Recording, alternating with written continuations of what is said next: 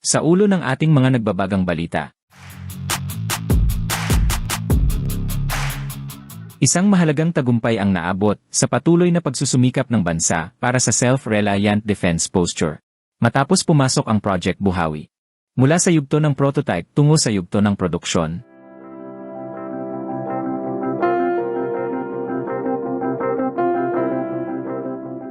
Ito ay matapos mamataan ang isang Facebook post kung saan inihayag ng Department of Science and Technology, Metals Industry Research and Development Center, DOST, MIRDC, na opisyal nang naglagay ng order ang Department of National Defense para sa 10 unit ng Buhawi Remote-Controlled Weapon Station. Ayon pa sa naturang post, isang lokal na kumpanya ang mangangasiwa sa produksyon ng mga unit na ito, isang malaking hakbang para palakasin ang kakayahan sa depensa ng bansa, na lumikha ng mas maraming oportunidad sa trabaho, at magpaunlad ng kasanayan sa loob ng industriya ng depensang Pilipino.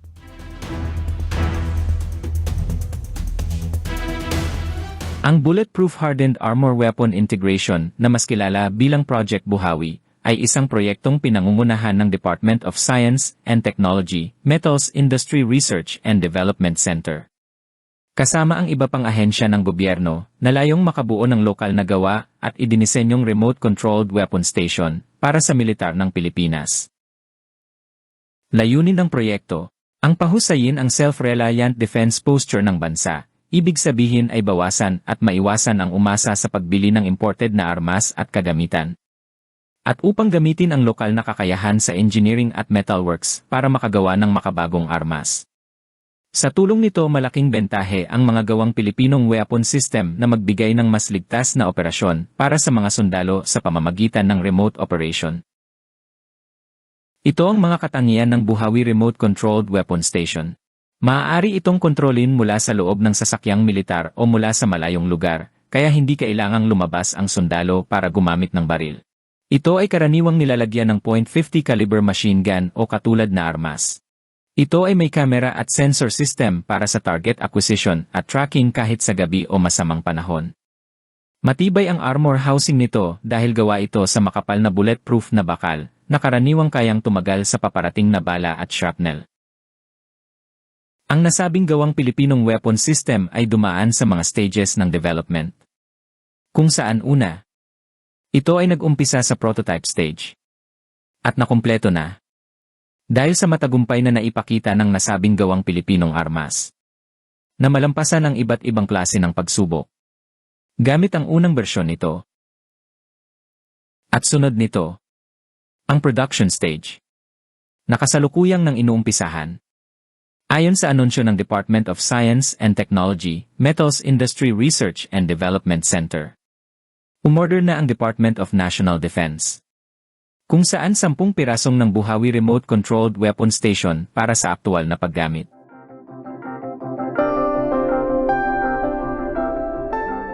Noong Hunyo 26, iniulat ng Bonds QPH na nakatakda ng pumasok ang Project Buhawi sa serye ng produksyon.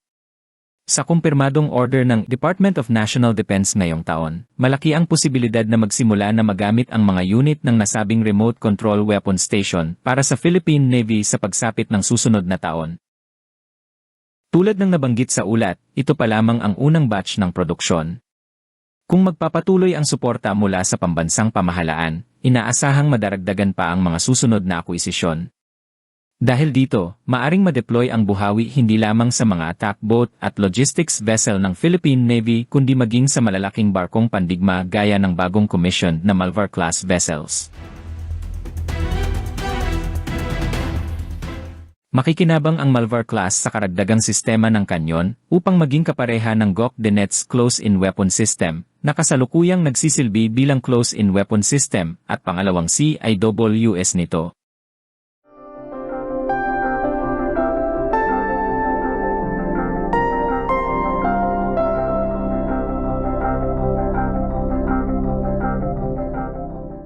Ang Project Buhawi ay malinaw na patunay ng kakayahan ng mga Pilipinong defense planner, inhinyero, at innovator kapag nagkakaisa sa isang layunin at determinasyon.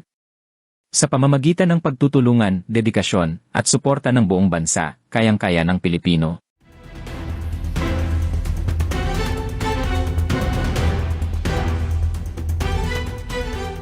Dumako naman tayo sa isa pang balita.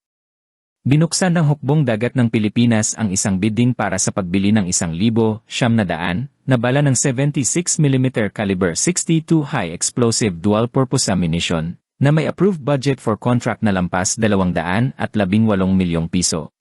Malinaw na nakalaan ang pagbiling ito para sa 76mm Otto Melara Super Rapid Gun Systems na nakakabit sa mga bagong barkong nasa Malvar class. Bukod dito, nakatakda ring isagawa ang hiwalay na pagbili ng 16,000 cartridges ng 35mm high explosive incendiary with tracer ammunition na may approved budget for contract na mahigit 441 milyong piso. Ang mga balang ito ay para sa GOC Dinets Close-in Weapon System na naka-install din sa mga barkong nasa Malvar class. Ito ay nakatakdang idaos ang pagbubukas ng bidding para sa 2 proyekto ngayong buwan ng Agosto. Ang pondo para sa mga pagbiling ito ay magmumula sa General Appropriations Act ng Hukbong Dagat para sa taong 2025, partikular sa ilalim ng maintenance and other operating expenses. Ibig sabihin, gagamitin ng Hukbong Dagat ang kanilang regular na budget pang-operasyon upang pabilisin ang pagbili ng mga mahahalagang bala, sa halip na hintayin pa ang karagdagang pondo mula sa Armed Forces of the Philippines Modernization Program.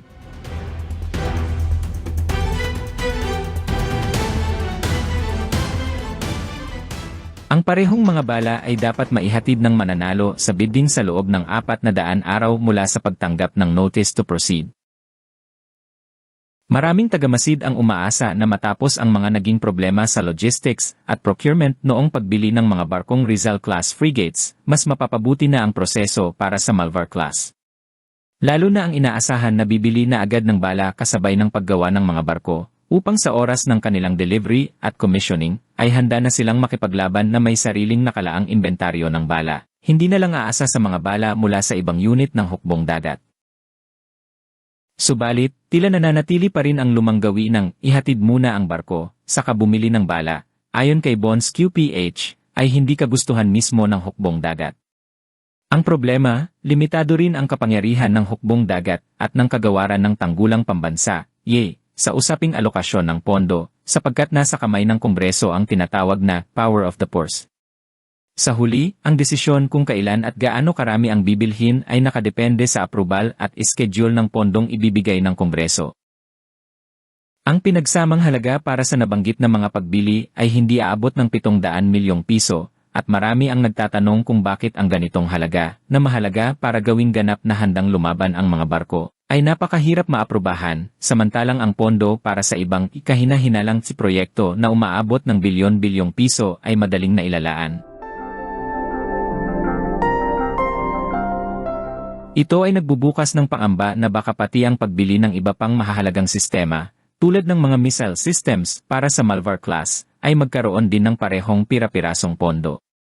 Bagamat malinaw ang hangarin na magbuo ng isang kredibleng, ganap na handang Hukbong Dagat na may kumpletong combat systems mula pa sa simula, ang kasalukuyang proseso ng procurement ay nag-iwan ng tanong kung magiging posible ba talaga ang layuning ito sa kasalukuyang kaayusan.